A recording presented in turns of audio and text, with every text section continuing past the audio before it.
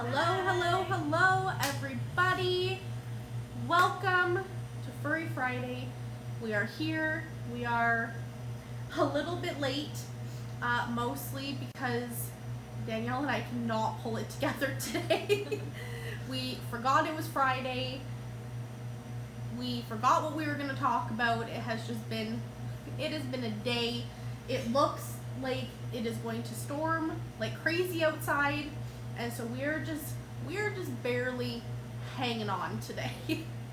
But we are here. It is Furry Friday. We are going to talk about stuff and things. Today, we are going to talk about the difference between freeze-dried versus dehydrated. So we're going to tell you all the cool stuff about what makes those two different, even though sometimes they can sound like they are very similar. They are very different. So we're going to talk about that, but if you are not new to our Furry Fridays, you know that we always start off with our housekeeping. So, housekeeping. It is the last day of May today, which is crazy to me that it is the last day of May. I don't know where all of May went, but it is the last day of May, which means it is the last day for our May promos, which means it is the last day to save $10 on your small bags of kibble and raw. So, last day for those May promos, which means our June promos start tomorrow. So does our summer 6-pack.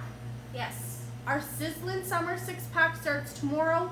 So if you shop in store, if you shop online, any purchase that you make, that pre-tax amount goes on to your summer 6-pack.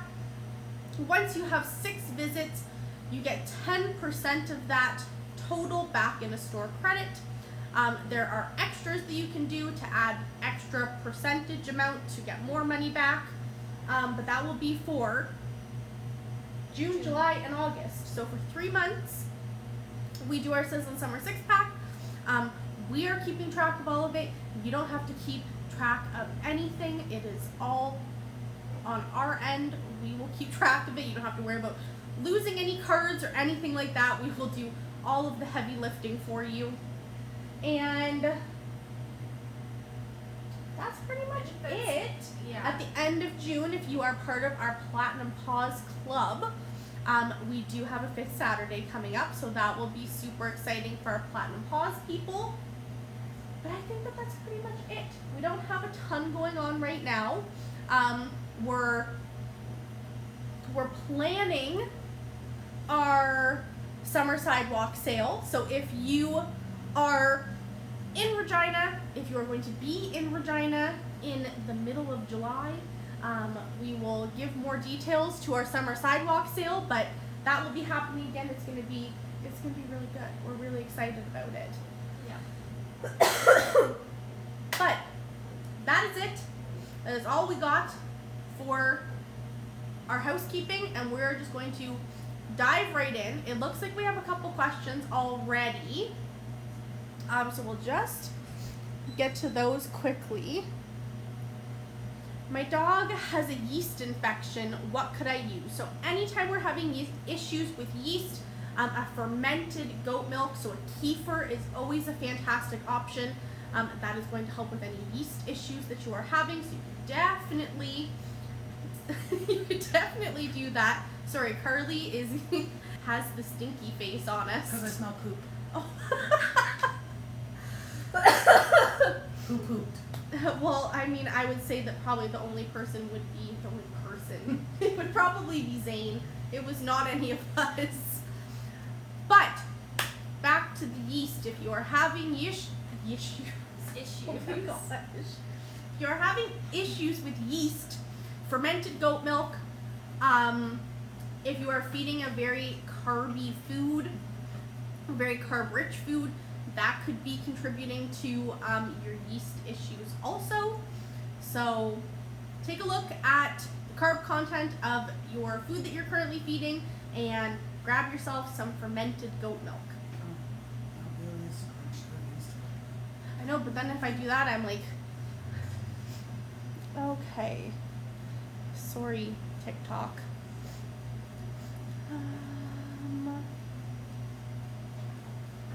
Thoughts on the Honest Kitchen?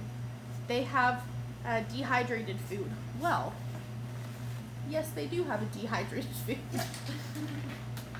Yes, we have those there too. We're prepared. Fully prepared. So with this one, this is their fully dehydrated food. It does come in a powder. You're going to rehydrate it with water, bone broth, goat milk. Carly's moving us. With whatever you want to rehydrate it with. It is going to make sort of like a paste or a stew. It depends how thick you want it, how runny you want it. You can add as much or as little water as you want. And it kind of has the consistency of porridge. That's how I explain it. Yeah, it totally does. So I use this with my guys as like a topper for their food. We do open farm and then we top with the Honest Kitchen dehydrated. We love it. It's nice because it lasts so long. I think we do their 4-pound box and it's 16 pounds of food. Yeah. The 10-pound box is equivalent to 40 pounds. Yeah, that's crazy. That's crazy. But yes, we love Honest Kitchen. We talk about them all the time. We love them.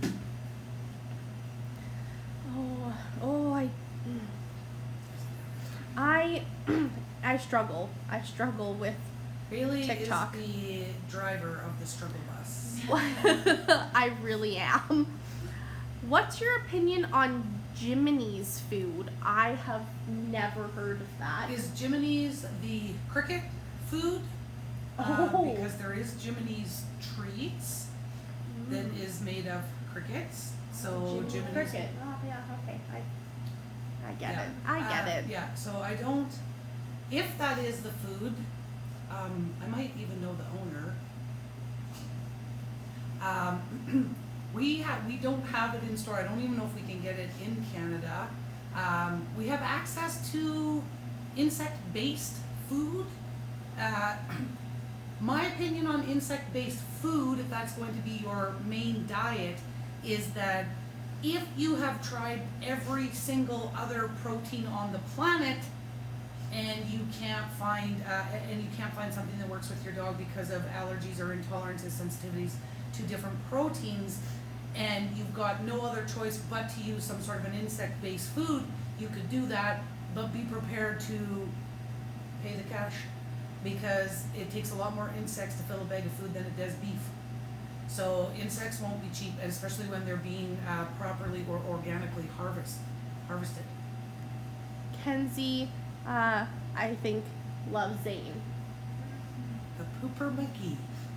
He has to come check on his minions every once in a while. My dog doesn't want to eat dog food. What would you recommend? Dog food. Okay, well, what kind of dog food does your dog not want to eat? Because if your dog, here's the thing, we have customers that come in on a regular basis that say, my dog is so picky, they're just a grazer. It is not natural for carnivores, like dogs, to graze. If you think about it, in their world, you eat when food is there because you don't know when food is coming again. And even if they live with us for years and supper is served every day at 5, it is still a natural instinct for them not to know when food might be coming, or if they're going to get food, so they want to eat when food is there. So if they're grazing or like, I am not interested in this, I don't want to eat this, it could very well be that one, they've been eating it too long. Food fatigue is a real thing. So if we eat the same thing over and over and over and over and over again, it doesn't surprise me that a dog is like, I am not interested in this. It could also be the type or texture of the food. If it is a dry food like a kibble, depending on what type of kibble that is, if it is very carb heavy and protein low, again, little carnivores want to eat the meat. So they're meatitarians, right? So we have to feed them the meat, not the carbs. It could just be a matter of maybe they want something a little more fresh and less processed. So dog food, if it is, and for 80 plus years, we've been convinced that dog food is brown pellets of ick. And so if this is what your dog is not wanting to eat or not interested in eating, I would look at something less processed, more fresh, lots of protein, meat. This is a good option. For anyone that watches our lives regularly knows that Ace hates everything. Tucker eats like every meal is gonna be his last meal and he needs to like scarf it down because he's gonna starve. Ace is like, nah, you could do better. But since we started doing kibble in the raw, he has not missed a meal. He is like salivating at his bowl as I'm making his food because he's so obsessed with it. So maybe a freeze-dried option would be something to look into. It's gonna be a little bit more appealing to some dogs. They like the freeze-dried a little bit more. It's usually a lot more appealing, and the beauty of freeze-dried is that a freeze-dried option retains 95% of the original nutrients that were in the raw ingredients, and it's about 50 times more flavorful. So again, we often hear pet parents who are doing some sort of a dry diet with raw infused or raw included, and it's just freeze-dried and coated with raw. Nothing on a shelf is raw. Let's just be very clear about that. Unless you find it in the freezer, it is not raw. But every pet food manufacturer out there has figured out that pet parents are looking for less processed, more fresh, whole foods. They're looking for raw diets, so they are calling everything that they put on a shelf raw. That is just marketing. Unless it is in the freezer, it is not raw. But a freeze-dried raw food or a freeze-dried diet, it is still not raw. It is still just a freeze-dried food, but it is 50 times more flavorful than normal food, than the original food. So it becomes more of an option, and oftentimes what we hear is when they're eating some sort of a raw infused dry food, they're picking out the raw pieces, the freeze-dried, because it's more flavorful and there's much more nutrients. Remember guys, even though we don't give them enough credit, our dogs and cats are a heck of a lot smarter than we give them credit for. Instinctively, they know what they need. And you see that in a lot of natural or holistic vets who work with essential oils. For like Dr. Melissa Shelton, for example, all of the work that she does on essential oils, when she has multiple animals in the house or in her clinic and she's doing a variety of testing with the different oils, the ones that need the certain properties that certain oils provide, that's where they're going. They're going to get that oil because instinctively they know they need that. So if your dog also, again, depending on this whole my dog won't eat dog food, depending on what kind of food that is, trust your dog. You guys know that this Purina issue has not been resolved, and a lot of the animals that are being offered Purina are outright refusing to eat it, and it's because they know something that we don't. They can smell something that we can't. So sometimes it can be frustrating. I get it. It can be frustrating if our little furry guys are like, nope, nope, nope, nope, nope. But I would go to something that we know is very flavorful, is less processed, to see if that's an option, and if it is, then we know we just have to become that mad scientist, build that buffet in the bowl to constantly give them variety so that they're not bored to death of their food and going, oh God, I'll eat it if I have to, but that's just so I don't die, right? We don't want them to be in that situation. We want them to look forward to their meals. Okay, since we're talking about freeze-dried, before we get into any other questions, we're going to tell you what the difference between freeze-dried and dehydrated is, because we haven't done that yet. You're fired. You're fired. Okay, so freeze-dried. It's exactly what it sounds like. They have taken the moisture out of this, but they haven't used heat to do that. They've used a freeze-drying process to remove moisture. So freeze-dried food, and a lot of people are going to say freeze-dried is so expensive. Yes, it is. Freeze-dried is expensive because of the process that it has to go through to be minimally processed. Ultra processed food becomes ultra processed because it has multiple heat steps to become pellets of ick, okay? So multiple steps. I think it's 6. I think it has to be heat processed 6 times to become kibble. It's a lot of It's a lot of heat, processing. and that's why kibble requires synthetic vitamins to be added back into it, because you can't cook the crap out of something 6 times and hope that it retains any type of nutrients. So less processed options as we kind of move up that scale towards a biologically appropriate fresh whole food diet. The foods that come in between kibble and raw are less processed options. So kibble, then a wet food is next. Dehydrated, Bailey's grabbing, dehydrated. Gently cooked, we don't have any. There we go, some pretend gently cooked for you. Gently cooked you typically find in the freezer, however, Farmina's canned food are pretty close to a shelf-stable gently cooked option. Bailey's got another option for gently cooked. Typically, this is Tom and Sawyer, and typically gently cooked is found in the freezer. And look how thin that is. Look at that. That's amazing. And then, like I said, Farmina's wet food is kind of like a shelf-stable gently cooked because of how they process it. So essentially, the cans go into the production line, the food is dropped in, the lid goes on, and then it is gently cooked. That's how they do their food.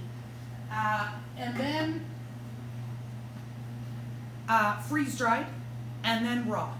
So that's kind of, and anything below kibble, which is economical food, is a nice way of me saying it's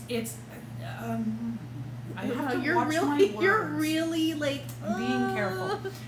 Economical food is your grocery store food, your dollar store food, your big box food is typically economical. Why? Because it's got high turn. Why? Because it's cheap and lots of people buy it. But the saying, you get what you pay for, has never been more true than when it comes to pet food. If we are buying cheap food, we are going to make the difference up in vet bills, because it's going to be your most highly processed option. Highly processed, high carbs, low protein, low quality ingredients. And unfortunately, prescription food that we get from our clinics falls into that category nutritionally, not price-wise, because we do pay a pretty penny for those prescription foods, but nutrition-wise, they are some of those, they fall into that economic category for low levels of nutrition. Then we have semi-moist, and you guys have probably seen this. I think what was the more popular one a long time ago was like dog chow or so. Anyways, it kind of has a shape, but you could crumble it. It kind of feels like Play-Doh. You guys know what I'm talking about? It's disgusting. It's always colored, full of dyes. And then the worst thing that we can feed them is an unbalanced diet. So this is why a lot of times our vets are saying, no, don't home cook for your dog and don't feed them raw on your own because you don't know what you're doing. And they're not necessarily wrong. It's not, we have to be very, she's doing what? She read my mind. I know exactly what she's doing. Oh, yeah. She could have just grabbed one there. Oh, yeah. But anyways, I'm just here for there we go. If you are going to prepare food for your dog, you want to follow a recipe from an integrative veterinarian. This brand new fabulous book we just got in store yesterday. This is written by Dr. Karen Becker and Rodney Habib.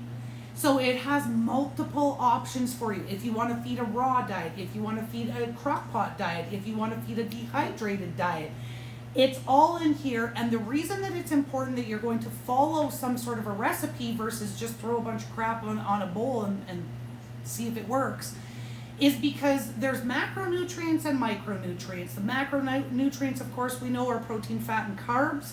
Our cats and dogs have no biological requirement for carbs, so we're really focused on fat and protein. but it's the micronutrients that ensure that our meals are complete and balanced. So complete means it has everything we need in it. Balanced means we have the right amount of everything in it. So we need to ensure that we have the right amount of vitamin E, the right amount of zinc, the right amount of magnesium, the right amount of copper, all of those micronutrients.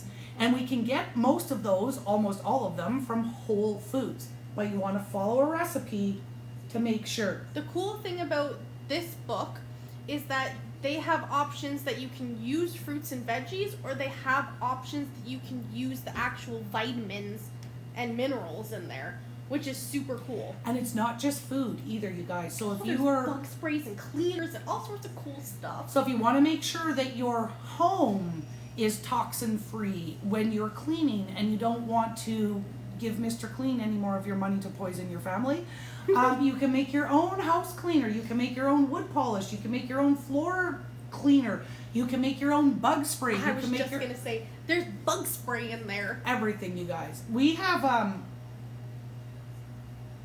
don't remember when. I just write them the emails and I send them, but I don't remember when. I sent out a non-toxic weed spray, and I believe the bug spray comes out next week. It does, because Okay. you were telling me that I had to wait until the email came to know what was in it. So I've got, and this bug spray is not a spray that you actually spray on the beasts or yourself, but this is actually for your yard. So if you want to sit out in your yard and be free of the skeeters, if you live in Saskatchewan, you totally know what we're talking about. But this spray is for your yard, so you can spray down the yard, so you can sit outside in your yard with your furry guys. But tons of recipes in here, so we have this available on our website and in store. We're super excited that we have this book now. We literally, our UPS guy came and he had other stuff for us, and we totally ignored him. We just took This beast. there was another dog that looked like it was coming. We ignored the UPS guy with all his other stuff. Kyle's asking, is Big Country Raw any good? Hey. We just had our Big Country Raw. Wow. Who did the thumbs up? Who did thumbs up? Maybe it just recognized your head as a thumbs up. Oh, okay. Cool. We're just gonna do thumbs It's not up now? happening. Okay. Sorry, Kyle. Yes, Big Country Raw is good. They source everything from Canada. They do have complete and balanced diets when you are rotating, or they have some pures or the blends. So you can either choose to include or not include fruits and vegetables. They also just came out with their feast box, which is 30 pounds with no chicken. You get turkey, pork, Lamb. duck, and beef. 30 pounds of all those awesome proteins for $130. That is a steal. That is a steal for 30 pounds of raw food. So, for any of our American viewers, Big Country is not in the States. They are currently only in Canada. Not to say that the States isn't necessarily on their radar, but they are not there yet. So they are just in Canada. Okay. Hold on. Hold with your questions for a second. Smack. Dehydrated. Yep. So, the biggest difference is going to be freeze-dried, no heat. There's no heat involved in freeze-drying a food. What? What are we doing? We're still defining dehydrated. Yes, we haven't got there yet. The whole topic of this episode was the difference between dehydrated and freeze-dried. Listen, you can't trust us. No, I can't. You can't trust us. Dehydrated is going to have heat. They're going to cook it over a long period of time at a low temperature. So both of them are going to have the moisture removed from them. The biggest difference is going to be that your freeze-dried is not heat treated, where there is heat. Once One singular heat. versus that 6 times. Lycanu, am I saying that right? Lycanu, how should I balance raw and kibble percentage? So here's the whole thing. If you've been with us for a while, you've likely heard us say that we like to see you replace 20% of an ultra-processed diet with less processed fresh whole foods.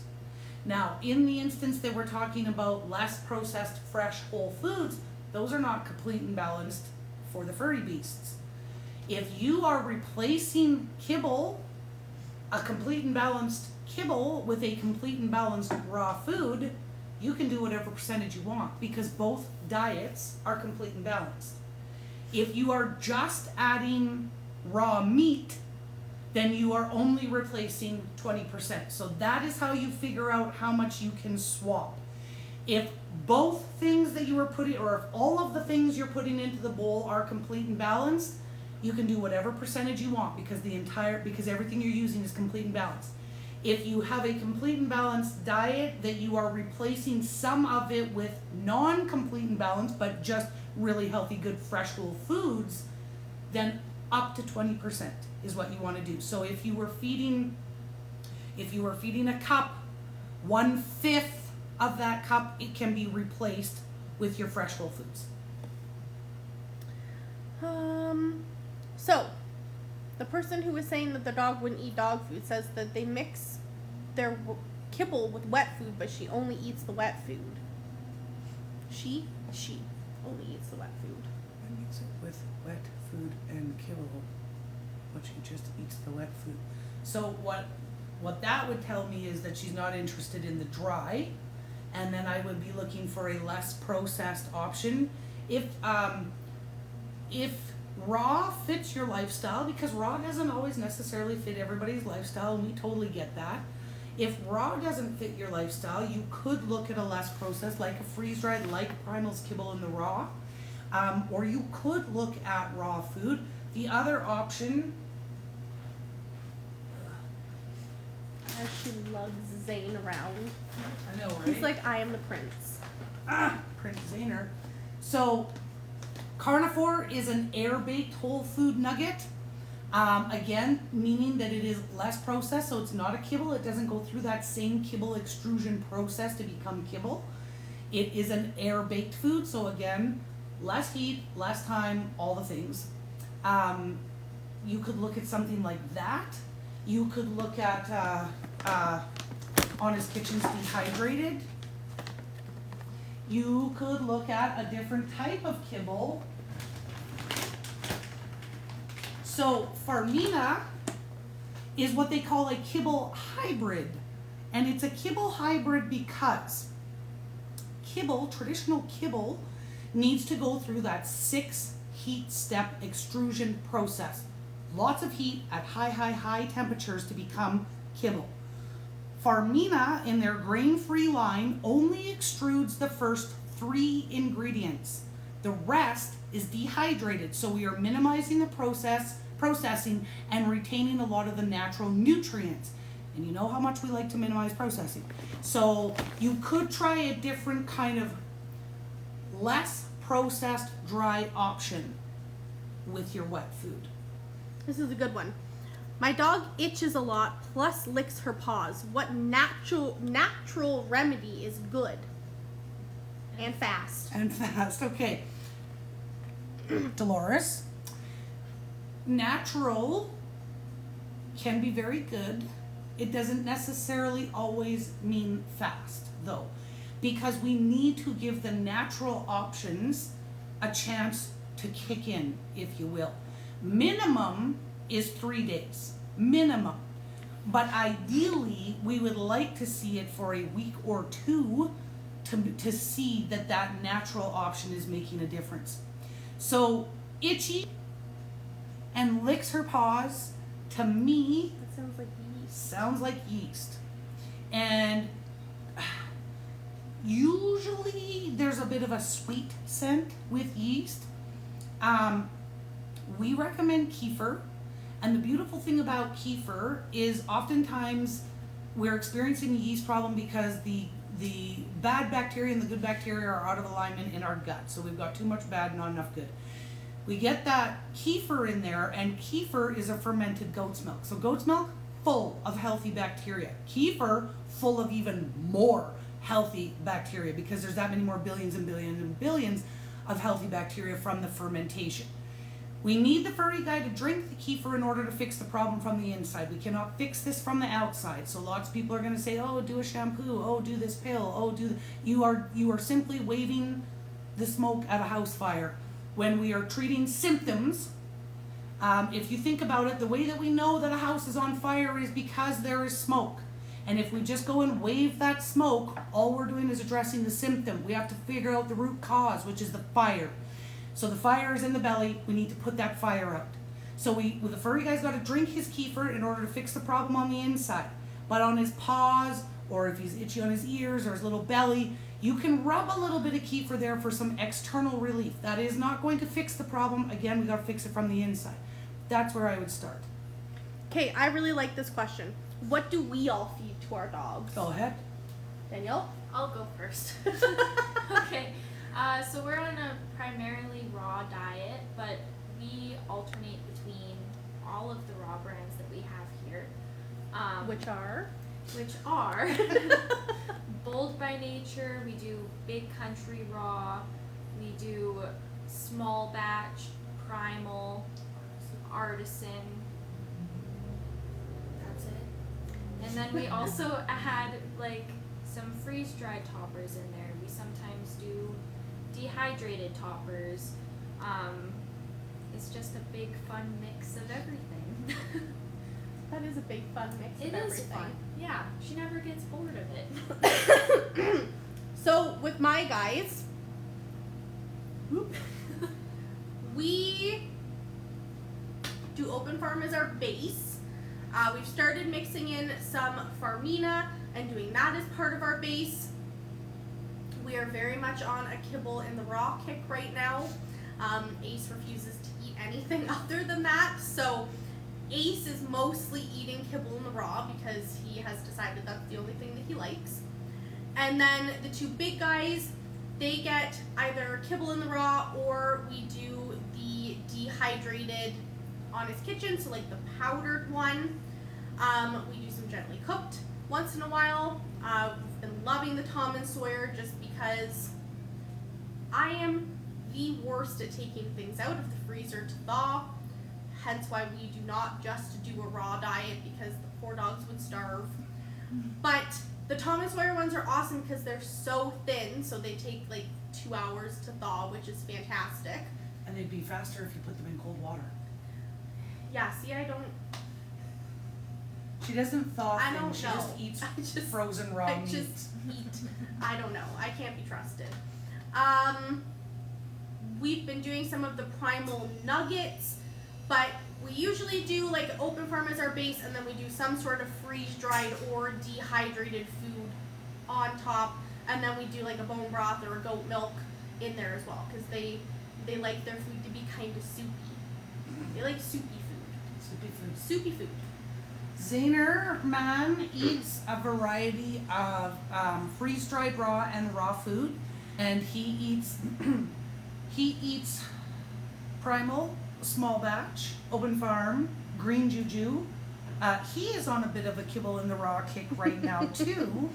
Which, Him and Ace talked. yeah, they did. They were FaceTiming or something, and they're like, let's just protest. So Zahner actually, he had SIBO at, it started in December, which is small intestine bacterial overgrowth.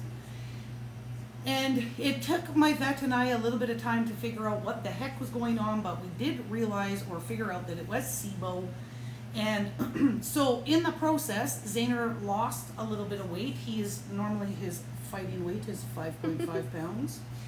But during his bout of SIBO, he lost about a pound. And so I was able to get him up back to 5 pounds once we figured everything out and we were getting him eating regularly again. And I wanted to bulk him up a little bit, which was initially why I started including a bit of the kibble in the raw, because as the girls have likely explained to you, it is a grain inclusive freeze-dried raw.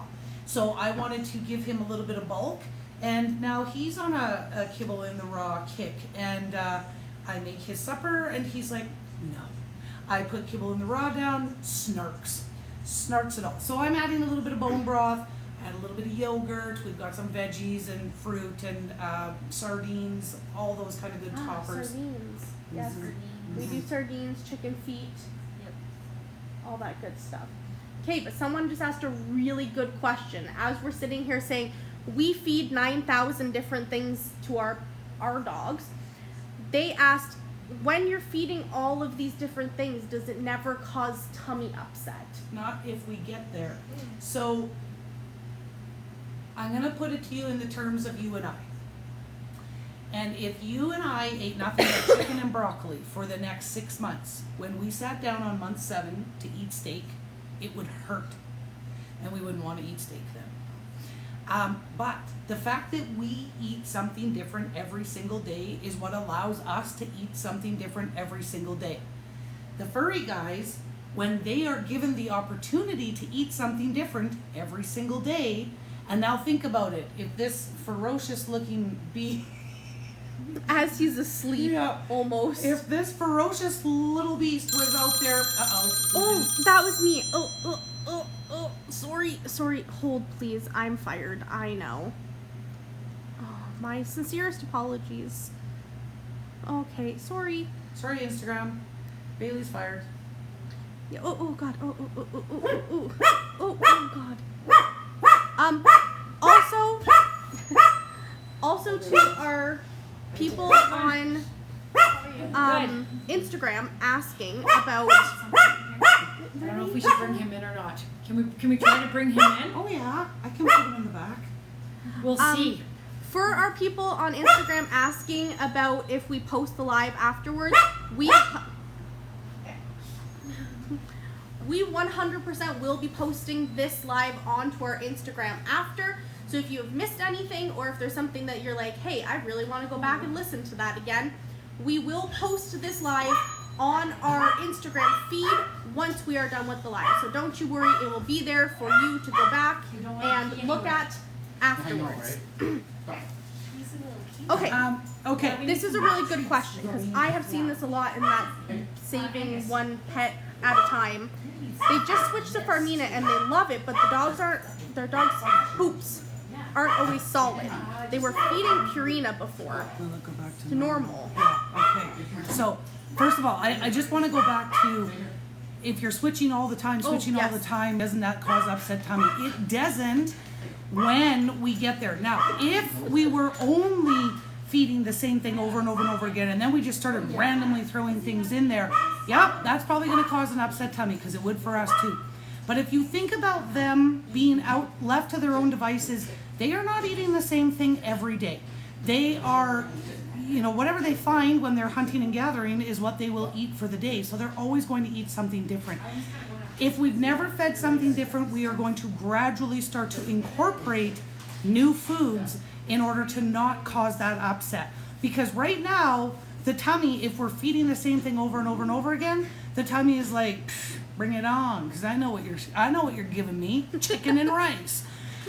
But when we start throwing in a little bit something different, the tummy's like, whoa, what the heck was that? We want the tummy to be on its toes all the time, like, come on. What, throw your worst at me. I don't care what it is. That's what we want the tummy to do. We don't want the tummy just sitting there going, I know how to process this food. And when that tummy then is always on its toes going like, what do you got coming? I'm ready for it. We don't get upset tummy when we switch it up. Zaner eats something different every meal. Till this week when he's decided kibble in the raw is what he wants to eat. Okay, fine.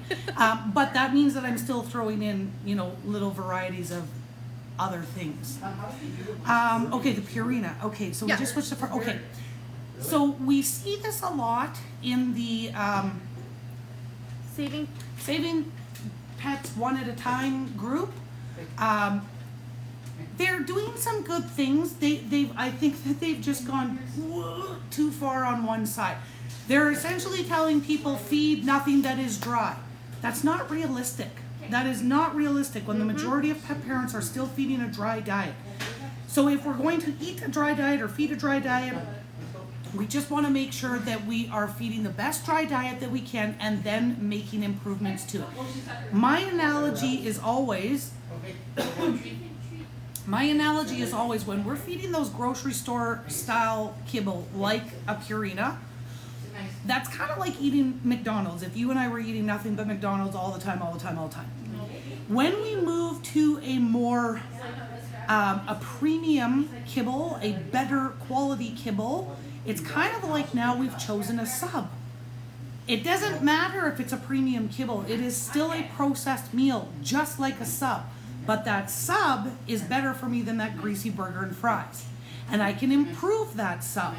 I can take that sub and I can add a veggie cup to it, a fruit cup to it, a glass of milk to it. I can kind of see what's in that sub because I've had some say in what goes in there. So a premium dry food, thank you, a premium dry food is like that sub. Why was I talking about this? Oh my God, where was I going? They switched from Purina to Yeah, Farina. yeah. Did not even notice that she was doing that. They were doing that. I do not remember where I was going. But okay, so we switched. Squirrel. Oh, with the group. That's because, like I said, they just have gone too far to one side where they're basically saying no dry food at all, and we are not saying that. Would it be fantastic if every dog and cat on the face of the earth could eat a fresh raw food diet? Yes, it could. Yeah, it would be absolutely amazing. But we know we're not there yet. So the fact that you have switched to a more premium kibble, to a less processed kibble, if you will, because it's that kibble hybrid, fantastic. But I'm telling you right now, what we're seeing with the tummy troubles is that we have now got a very protein-rich kibble in Farmina, where we did not have that same protein richness in Purina. And that group is telling everybody, switch immediately. So people are switching far too quick when their dog has only been eating chicken and broccoli for the past 6 months. And now all of a sudden they're trying to eat steak. It hurts. So we want to gradually transition. Now, I agree. I wanted to get them off Purina as quickly as possible because we don't know what's going on there. So these tummy troubles are just the tummy trying to figure out how much acid do I need to produce in order to process this meal. That is where we see tummy upset, either out the back end or the front end. And it's because carnivores have a very acidic tummy. And when they eat a very carb-heavy, protein-low food, the stomach actually adjusts the amount of acid that it produces. So when we now introduce a more protein-rich, lower carb food, the tummy has to adjust how much acid it's producing, and that's where we see the upset. It's because the tummy's angry. It doesn't know how much acid to produce. Give me a second here. So just kind of wait it out. You could include some pumpkin. You could include Sprouted seeds. Someone asked about sprouted seeds on Instagram. this can help. When we're transitioning, you could also transition with a little bit of goat milk, because goat milk is a natural tummy tamer. So what I would do is I would feed goat milk about half an hour before we feed the new food. But it will resolve. It will resolve. It's just that we've gone from a very carb-heavy food to a very protein-rich food. Corey's here. Brand, Kibble in the Raw is... Yes, and someone, they asked what brand it is, and someone asked what is Kibble in the Raw. So Kibble in the Raw is made by Primal. Kibble in the Raw is a grain-inclusive, freeze-dried option. And it... What are you looking for? Well, I was looking to see if we could actually see into the window so you could see what's up. It's about, like, the pieces are about that big. They're tiny. We can always rehydrate. So what I do with Zahner's is I just pour it in the bowl, and then I pour his bone broth over top, and I shake it up, and then I put all of his other goodies on. Bailey is going to open. Am I though? Bailey is going to struggle. Give me that. I can't. I can't open it. I tried. I can't. Okay, I just want to show you guys. Who's here? Corey. Like delivery Corey? Yes.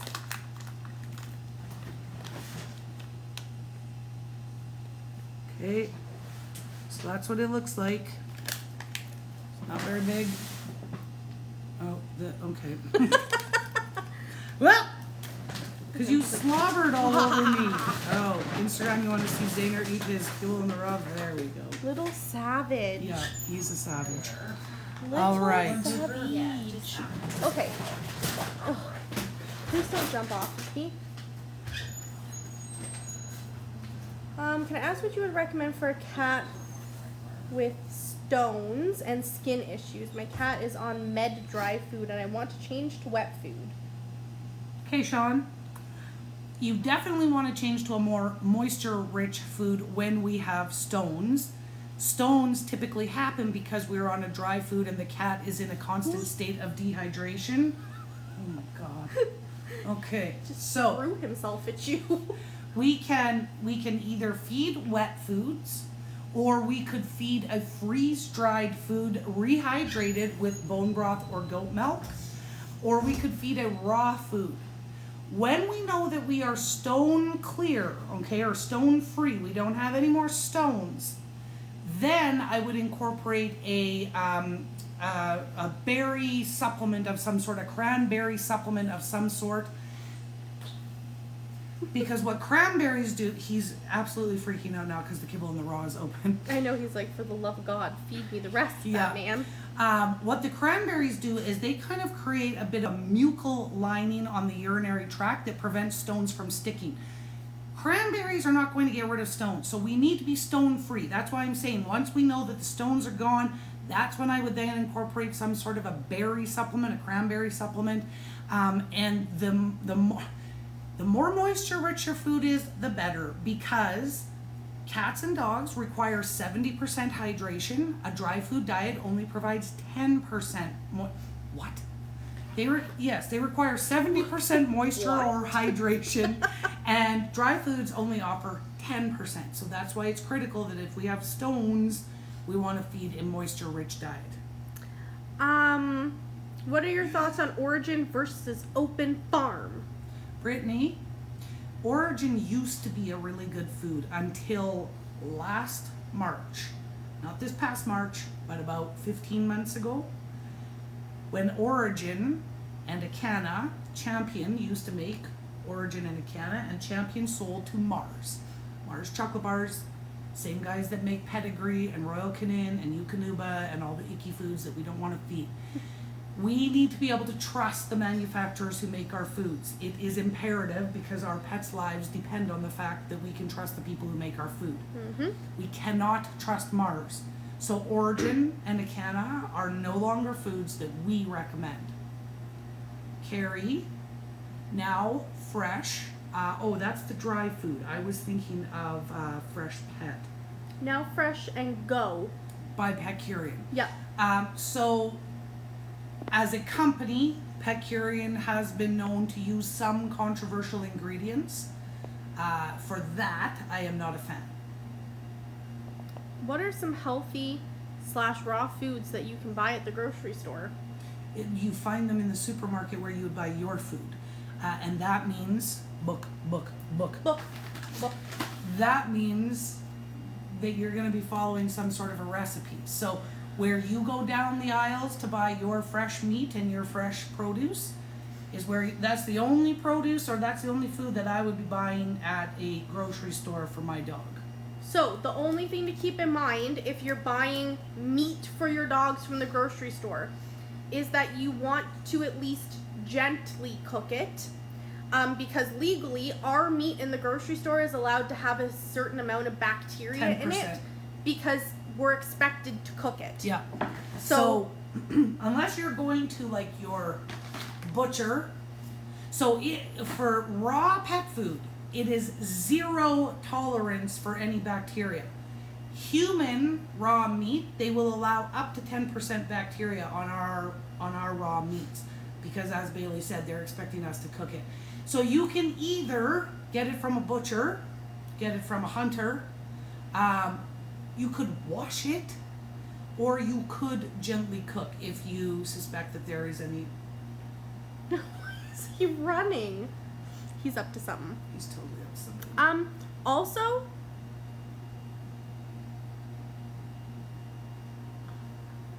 okay, hold on. Maybe.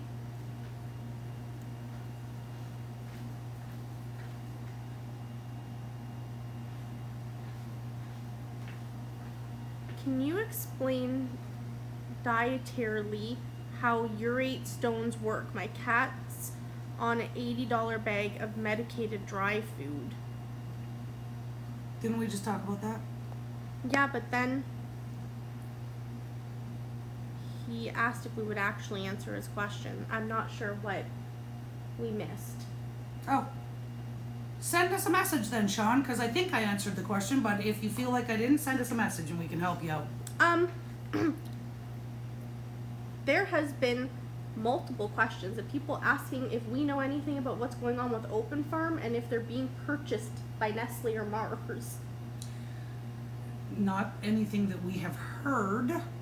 I literally have not heard that from anybody. Have Yeah. I heard that they are possibly positioning themselves to sell? Yes. I think that as any pet food company grows, that is always a chance. Now, Open Farm has not come out and said that. Open Farm has said, no, we're not. Those are the only rumors I've heard. I haven't heard anybody looking at buying them, though. What can you say about Kirkland dog food? You can say many things. I can say many I don't know things. that they're nice. This would be my first issue. No, okay. One of my issues with Kirkland is that they use a technique that is called ingredient splitting. So if you take their lamb and rice food, for example, that's the green bag. You flip over that bag and you see that lamb is the first ingredient, lamb meal, second ingredient, third ingredient, fourth ingredient, and fifth ingredient are 3 different types of rice. White rice, brown rice, rice bran, whatever it is. But the percentage of those, remember that the percentage of ingredients are listed by order of size, from biggest to smallest, as they go down through the ingredient panel. So ingredient splitting is a technique that manufacturers use to make their food look better than it actually is by pushing more desirable ingredients higher up the panel and lower or less desired ingredients further down the panel. So what they've done when they split out that rice is if you put that rice all back together, it's a bigger percentage than the lamb in the food, which also then makes it the first ingredient in that bag of food. And then what we're actually feeding is a rice and lamb food, not lamb and rice. So we're getting much more carbs. Diamond is the manufacturer of Kirkland's food, and I'm not a huge fan of Diamond. I have heard that like hygiene is not high up on their list of priorities in their factories. So we are always going to get what we pay for. If we're buying a 40-pound bag of dog food at Costco for $50, we're getting 40 pounds worth of food for $50. And I would ask you if you would be able to buy 40 pounds worth of lamb for $50. And the answer is you can't. You can't buy 40 pounds worth of chicken for $50. So how the heck are we being able to buy 40 pounds worth of dog food for $50? So Brittany says out of all the dog foods that we've recommended as premium, wow, which is the most cost effective? Well, it all depends on the size of your animal. Yep. And it depends, I mean, if we're just doing dry, which is something that we don't want to see you doing, we want to see you doing a quality base, adding some hydration in the form of bone broth or wet food or raw food or goat milk or freeze dried, some sort of less processed whole fresh foods.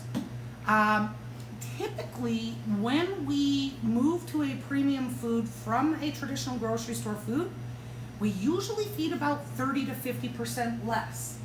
Her dog is 100 pounds. He's 100 pounds. Okay.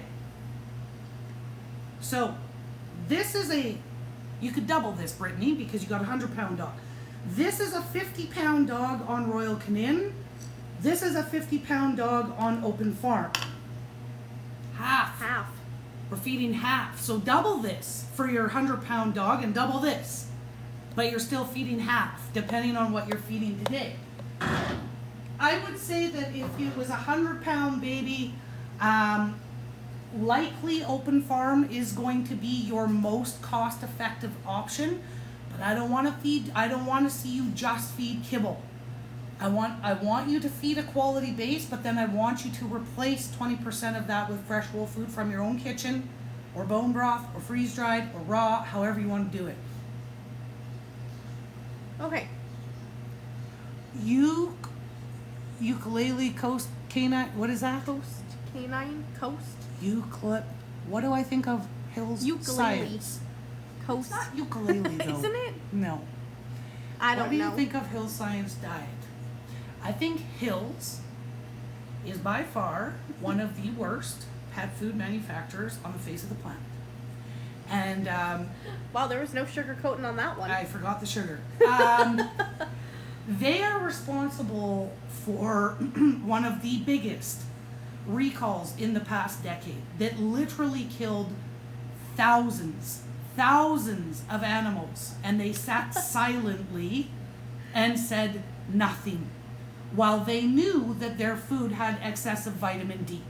And excess vitamin D is extremely toxic to cats and dogs.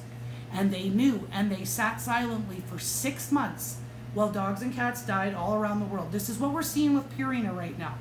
So, science did that. That's what killed thousands of dogs.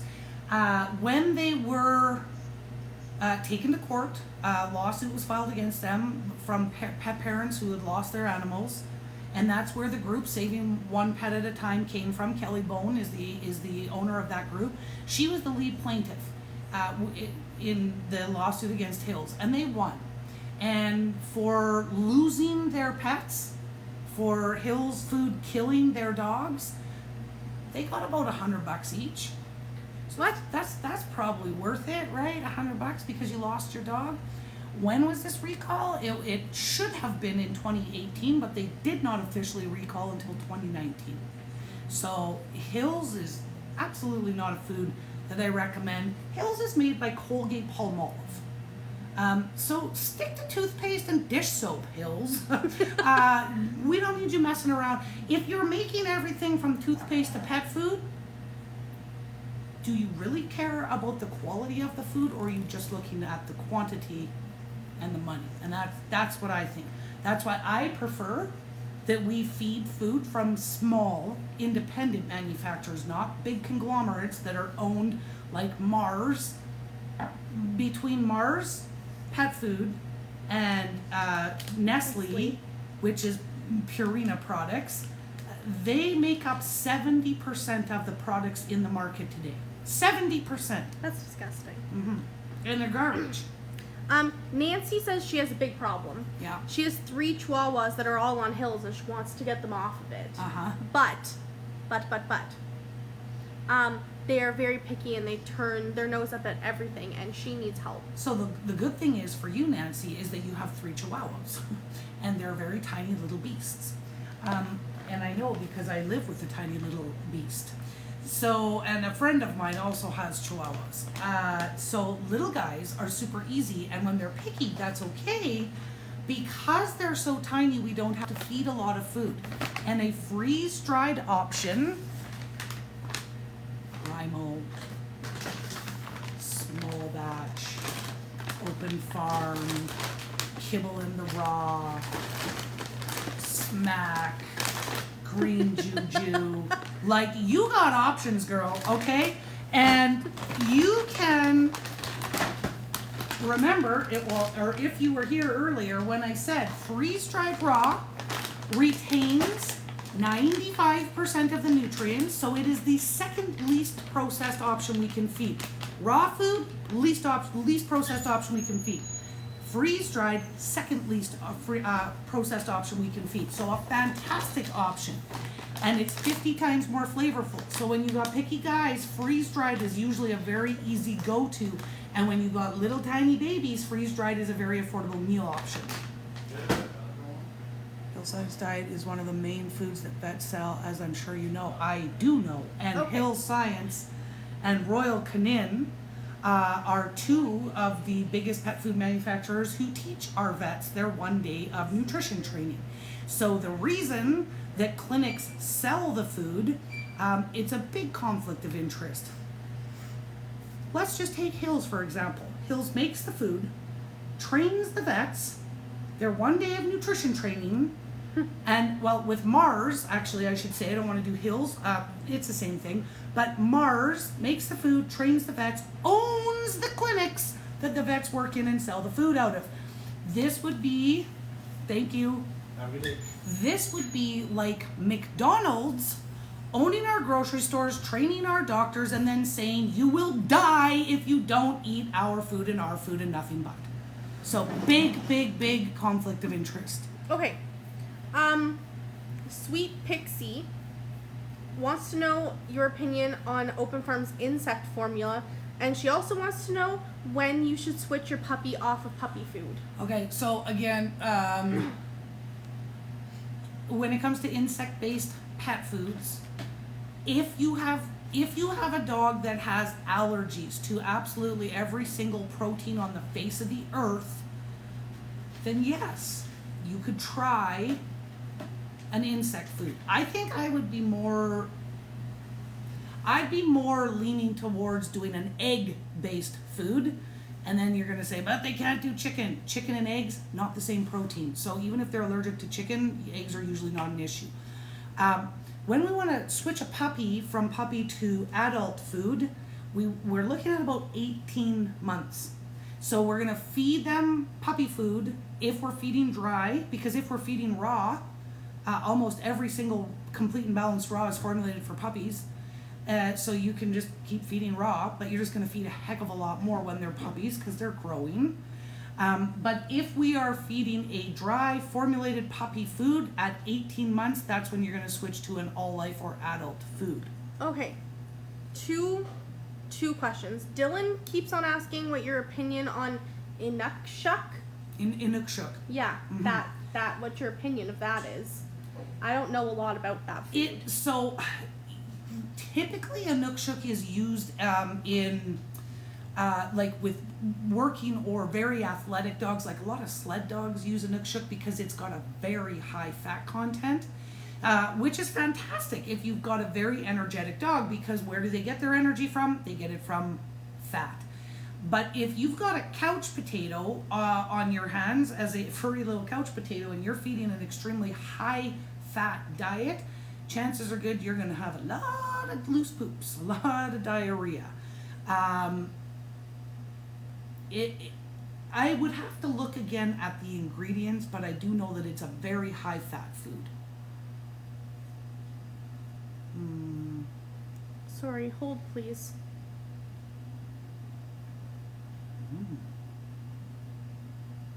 Do we have rude comments? I did it. Yeah. So, just so everybody is aware, what Miss Bailey is doing is removing anybody who decides that they want to be little armchair warriors and troll our feed. We come on here to empower pet parents and help educate the masses. And if people are rude, disrespectful, or just plain mean, they will be removed and blocked from our page, because that's not why we're here. We're not here to fight with people. We're simply here to try to help empower pet parents like you to make the best decisions you can when it comes to your pet's diets. And I know that Miss Clean was saying that Otto loves freeze-dried. We use it as a treat on his meal, and then he devours his whole plate. Whoops. And why do dogs have allergies to meat anyway? Seems strange, they are dogs. Absolutely. However, it can sometimes occur if we feed the same meat over and over and over and over and over and over again.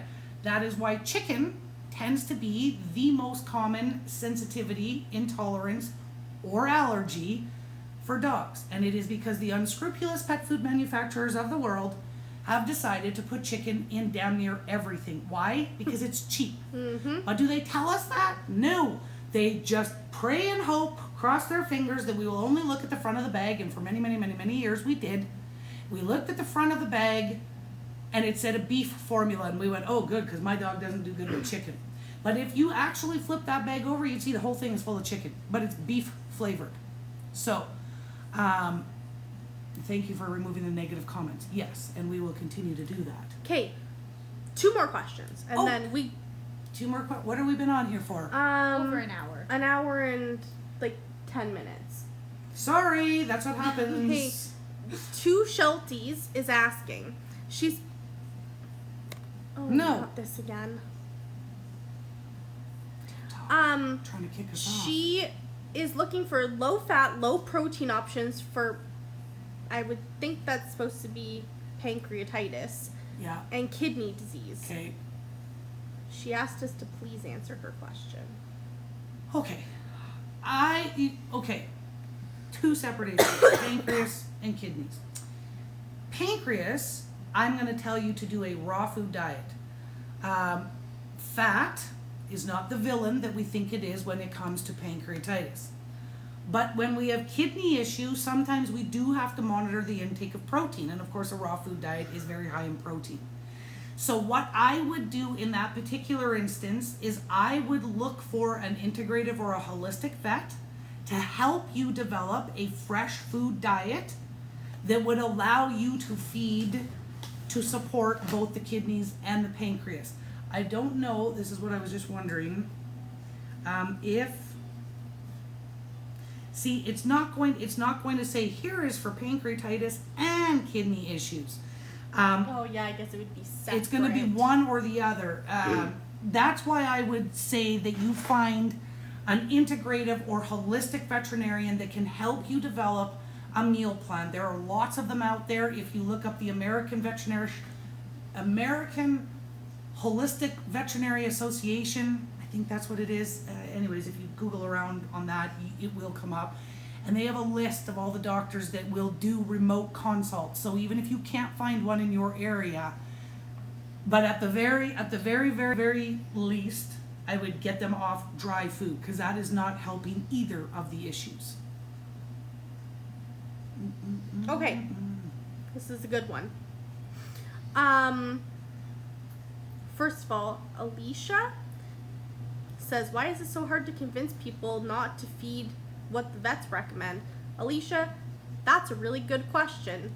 Why is it so hard to convince people not to feed what the vets recommend? Well, because it has been ingrained in us for years that vets know best. Listen to your vet. They know what they're talking about. Well, yes. Okay. So oftentimes pet parents put vets at like they're On a pedestal. Yeah, and they know absolutely everything. Where that's really unfair for our vets is that nobody can know everything. We do not know more than vets, and we do not claim to know more than vets, but what we do know is different things than what vets are taught. When vets go to vet school, they are taught to diagnose and treat disease. Unfortunately, their training never gets into the prevention of disease in the first place, and that's where diet comes in. We have made it our mission here to specifically focus on diet. So we are nutrition junkies who are constantly learning about different herbs, supplements, whole foods, everything and anything from some of the most world-renowned integrative veterinarians in the world. We are nutrition junkies, and that's our focus. So we are like laser focused on nutrition. Vets are being expected to know everything about an animal's health, and it's impossible for anybody to know that much stuff.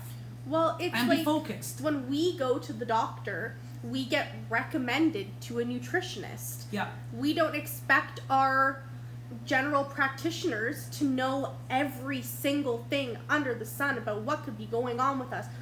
They refer us to neurologists. Specialists. They refer us, Specialists. So it has been that vets are like, well, they're the only ones that know. And you know what? We all know different things. I do not know what vets know. I do not have their training. I do not know how to diagnose or treat disease in a clinical sense. I do know about nutrition, and I do know different things we can do to help prevent disease. And I do know how to fix ailments that are happening from pre-disease with diet and nutrition, but that is our focus.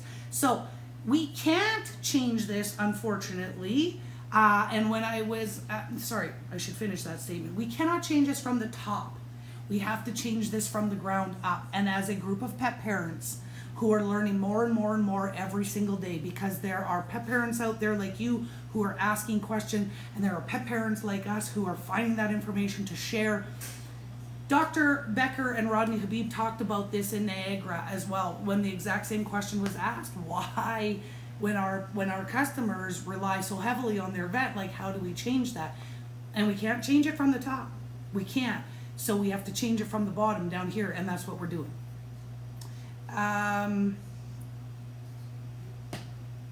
Kayla says she loves watching this. Oh, sorry. I work in a pet store and love learning about nutrition. Kayla! I'm going to let a cat out of the bag for our pet parents. You guys have been asking us for a long, long, long time. We wish you had a TikTok. A TikTok. You do have a TikTok. We wish you had a podcast. We wish you had a podcast. Surprise! Yes. Not so secret.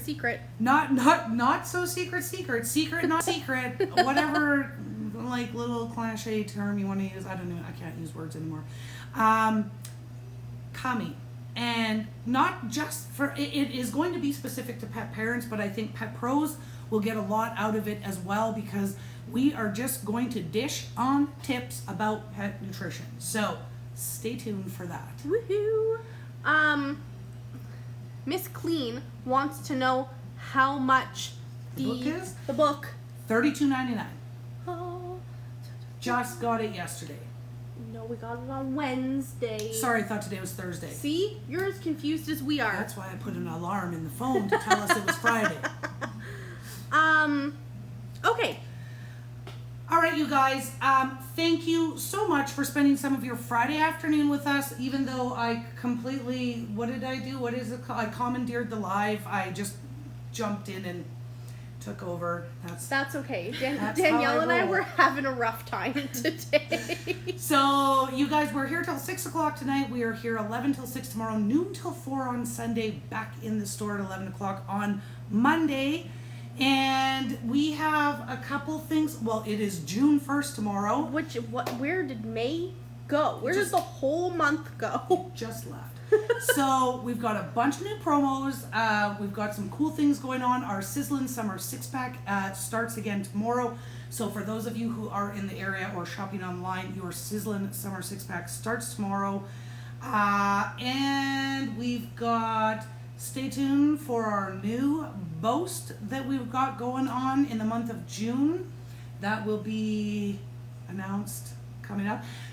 And our virtual dog walking challenge starts tomorrow. Oh yeah, what? Yeah. Wow, we're fired. So if you are not part of our Next Generation Pet Parent group, which is a private Facebook group on Facebook. It's a private Facebook group on Facebook. Go to our page, find our groups, join the Next Generation Pet Parent group. That is where you will be able to participate in our virtual dog walk challenge. It doesn't matter where you are. Every day at 5 a.m. our time, the post goes out to say, here's the challenge today. So maybe it is that you're going to get a picture on your walk of your dog beside a fire hydrant. That could be the challenge. You don't know. You don't know until you wake up at 5 a.m. every morning. And then you post your picture and your dog walk tracking app into the group, and then we celebrate the completion of the challenge with our walking taco party, which will be July 4th. It's delicious. Yeah. So also for Coast Canine, we did answer that question earlier in the live, so we will post this live onto our Instagram feed once it is over. And you can go back if you want and listen, because we talked all about what we all feed to our pets. yes, we so you can see that over again, and we will also upload our TikTok onto our YouTube. So yes. if you miss it anywhere else, you can always go to our YouTube page and find it there. So you guys, we will either see you in store, or online next time. Bye-bye. Bye. Have a fantastic weekend. Danielle, poke buttons.